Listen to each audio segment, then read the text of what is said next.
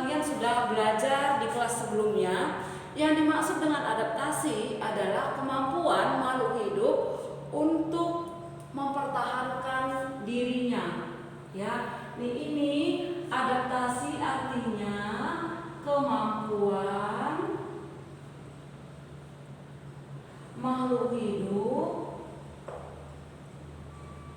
untuk mempertahankan diri.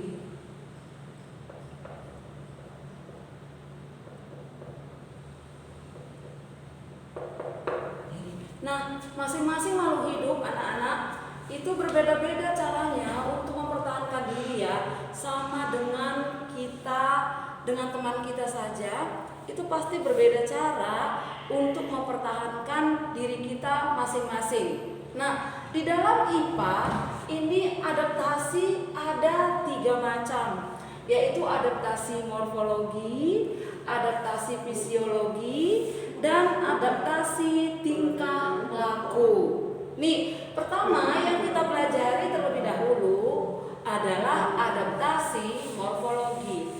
Apa sih yang dimaksud dengan adaptasi morfologi? Adaptasi morfologi ini makhluk hidup ya beradaptasi, ya makhluk hidup beradaptasi ini dengan cara mengubah bagian tubuh dari luar tubuhnya sendiri, atau bisa kita amati ya, atau paling enggak ibu buat adaptasi morfologi ini adalah adaptasi bentuk luar, adaptasi bentuk luar tubuh makhluk hidup. Ya, nah contohnya ibu buat nih contoh. Ya, kalau dia hewan, misalnya bentuk kakinya, nih bentuk kaki.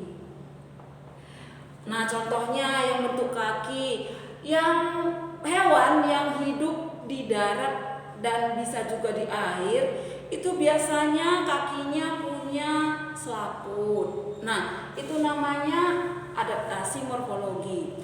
Nah kemudian burung yang biasanya hidup bertengger di pohon, ya itu biasanya dia mempunyai bentuk cakar atau bentuk kaki yang berbeda. Nah kemudian misalnya kita buat contohnya elang, ya elang dengan burung pipit itu kalau kita perhatikan, atau mungkin pernah kalian lihat gambarnya atau fotonya, atau mungkin punya sendiri di rumah, ya itu berbeda kakinya antara kaki elang dengan kaki burung pipit. Karena apa di sini perbedaannya anak-anak? Karena fungsi kaki tersebut berbeda. Kalau misalnya burung pipit, dia fungsinya cuma bertengger doang di pohon kakinya. Tapi kalau dia elang, selain untuk bertengger, dia juga untuk mencengkram mangsanya. Ya, jadi bentuk kakinya itu pasti berbeda. Nah, kemudian bentuk apa lagi selain bentuk kaki? Ada lagi bentuk paruh.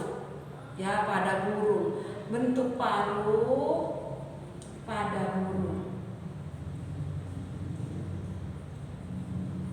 Nah, bentuk paruh pada burung anak-anak juga berbeda-beda. Nah, sesuai dengan jenis makanannya. Ya, kalau misalnya jenis makanannya biji-bijian, maka bentuk paruhnya itu dia agak kecil tapi lebar dan tebal dan kuat. Nah sementara kalau dia menghisap madu, itu bentuk paruhnya panjang dan kecil. Nah seperti burung kolibri.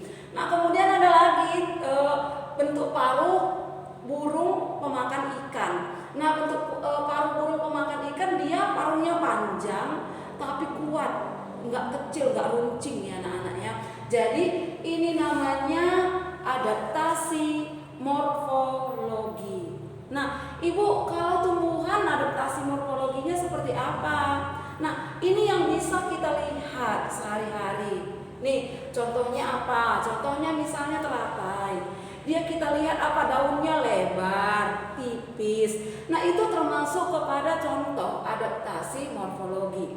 Yang kedua adalah adaptasi fisiologi. Nah, adaptasi fisiologi adalah ini fungsi kerja organ tubuh. Jadi sebenarnya ini yang bekerja di dalam tubuhnya, nggak bisa kita amati.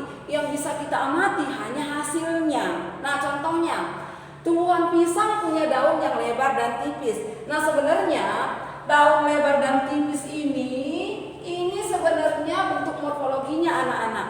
Tetapi nih fungsi kerja organ tubuhnya dengan dia mempunyai daun yang lebar dan tipis ini, maka dia dapat mempercepat terjadinya penguapan.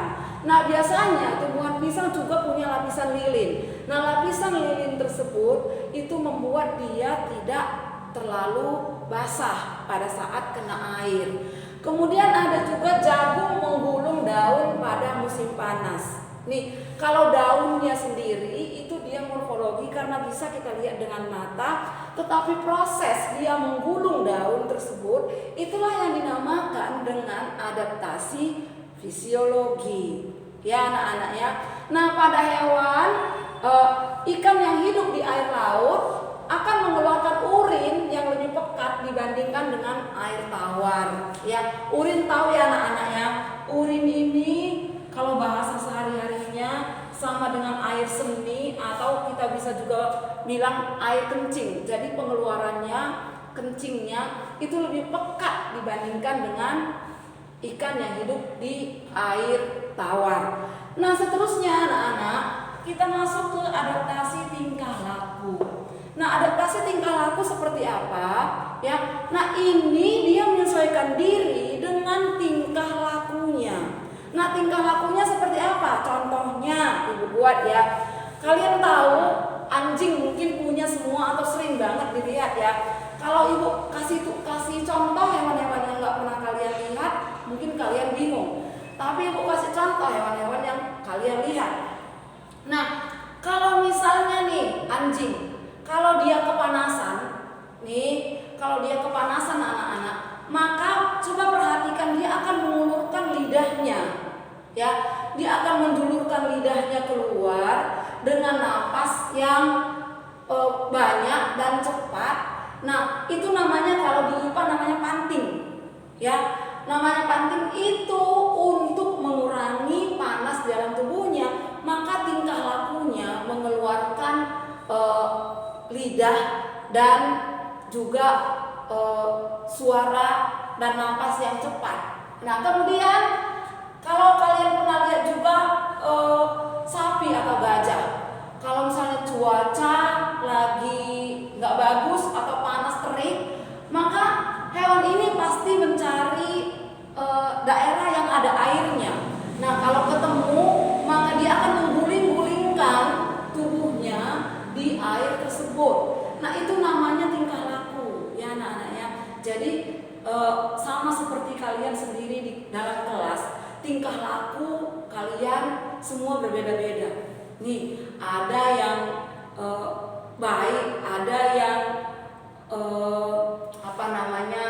jalan sana jalan sini. Nah, sama dengan tadi tingkah laku di sini ya. Tapi di sini kita lihat tadi tingkah laku hewan. Nah, gajah atau sapi atau kerbau ya akan mencari air untuk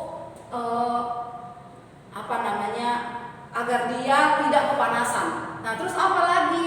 Ada lagi, misalnya ada hewan yang melakukan hibernasi. Hibernasi itu tahu ya anak-anak ya. Hibernasi itu adalah tidur di musim dingin. Jadi pada saat musim dingin dia tidur, pada saat musim panas dia mencari makanannya. Nah, itulah pelajaran kita pada hari ini tentang adaptasi. Nah, semoga apa yang kalian pelajari pada hari ini ya dapat dimengerti. Dan kalau nanti ada tugas dari guru, bisa kalian kerjakan dengan baik dan benar. Nah, terima kasih anak-anak, cukup sekian.